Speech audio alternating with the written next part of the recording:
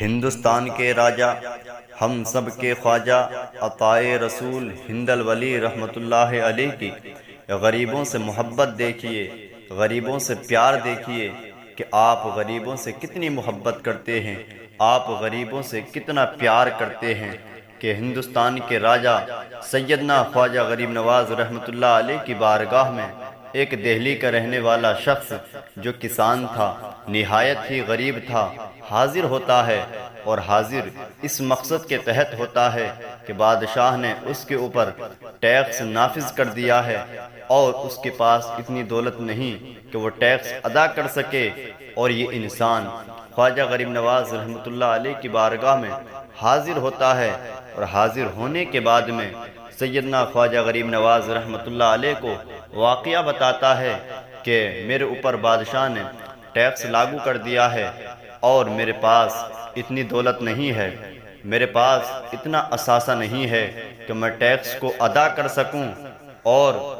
آپ جو ہے ایسا کیجئے کہ قطب الدین بختیار کاکی رحمۃ اللہ علیہ کے نام کوئی خط لکھ دیجئے کہ وہ بادشاہ سے میرے اس ٹیکس کو معاف فرما دیں، اس لیے کہ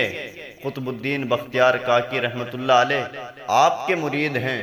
اور وہاں کا جو بادشاہ ہے شمس الدین، وہ قطب الدین بختیار کاکی رحمۃ اللہ علیہ کا مرید ہے، تو ضروری ہے کہ وہ اپنے پیر کی بات مان کر کے مجھ سے میرے اس ٹیکس کو معاف فرما دے گا، میرے اوپر سے اس ٹیکس کو ختم کر دے گا۔ حضرات محترم، اب خواجہ غریب نواز رحمۃ اللہ علیہ کا پیار دیکھیں، خواجہ غریب نواز رحمۃ اللہ علیہ کی محبت دیکھیے، چاہتے تو تحریر لکھ سکتے تھے، چاہتے تو خط لکھ سکتے تھے، لیکن آپ نے خط نہیں لکھا ہے، آپ نے کوئی تحریر نہیں لکھی ہے، آپ اس کسان کی فریاد سننے کے بعد میں، اس غریب کاشتکار کی فریاد سننے کے بعد میں، اس غریب کسان کے ساتھ اجمیر سے دہلی کی جانب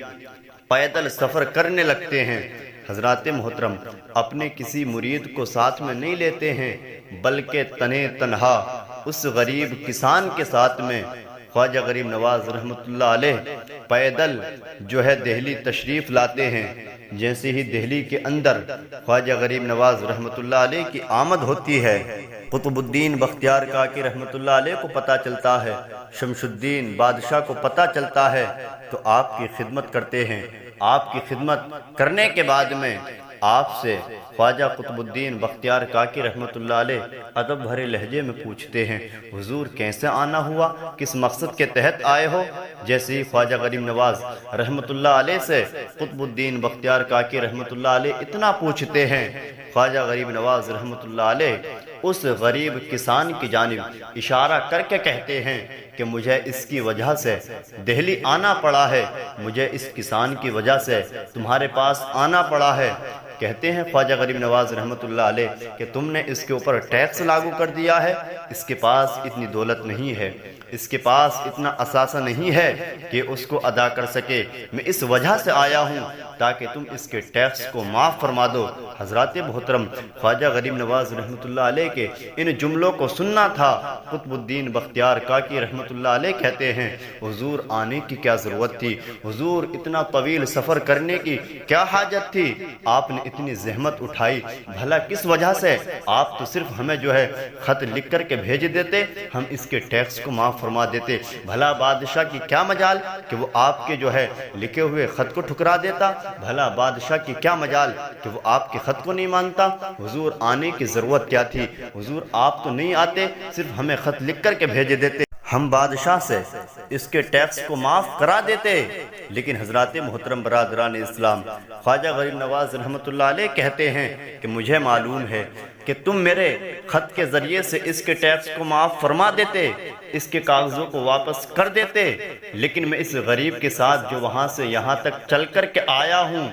میرا جو پیار اس کے اندر داخل ہوا ہے وہ ہرگز نہیں ہوتا، میری محبت جو اس کے دل میں بیٹھی ہے وہ ہرگز نہیں بیٹھنے والی تھی۔ تو حضرات محترم برادران اسلام، یہ ہے کہ اپنے مریدین سے محبت خواجہ غریب نواز رحمۃ اللہ علیہ کی، پیر ہونا بھی ایسا ہی چاہیے جو اپنے مریدوں سے محبت کرتا ہو، پیر ایسا ہی ہونا چاہیے کہ جس کے اندر شریعت بھی ہو، پیر ایسا ہونا چاہیے کہ جس کے اندر طریقت بھی ہو، پیر جب ایسا ہوگا کہ جس کے اندر شریعت بھی بھی ہو، جس کے اندر طریقت بھی ہو، اب آپ کا اگر وہ ہاتھ پکڑے گا، آپ کا ہاتھ پکڑ کر کے وہ مصطفیٰ جان رحمت صلی اللہ علیہ وسلم سے رشتہ جوڑ دے گا۔ جو پیر ایسا ہو کہ آپ کا ہاتھ یہاں پکڑے، رشتہ مدینے والے سے جوڑ دے، تو اس کو اپنا پیر بنائیے، اور جو ایسا ہو کہ آپ کا ہاتھ یہاں پکڑے اور رشتہ جیب سے جوڑ دے، تو اس کو ہرگز پیر نہ بنائیے، اس لیے کہ وہ پیر نہیں ہو سکتا، وہ پیر ہو۔ تبھی تو شاعر کہتا ہے خواجہ ہند وہ دربار ہے اعلیٰ تیرا، خواجہ ہند وہ دربار ہے اعلیٰ تیرا، مانگنے والا کبھی محروم نہیں ہے تیرا۔